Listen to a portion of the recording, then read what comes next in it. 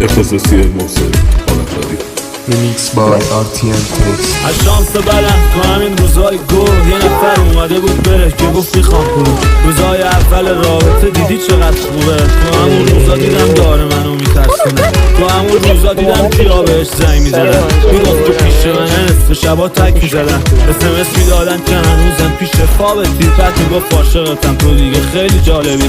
گذشته خرابه درسته من ربطی نداشت. میخواستم لت کنم ای میگفتم ربطی نباش. میگفتم به تو چه مدیار تو خوش بگذرون.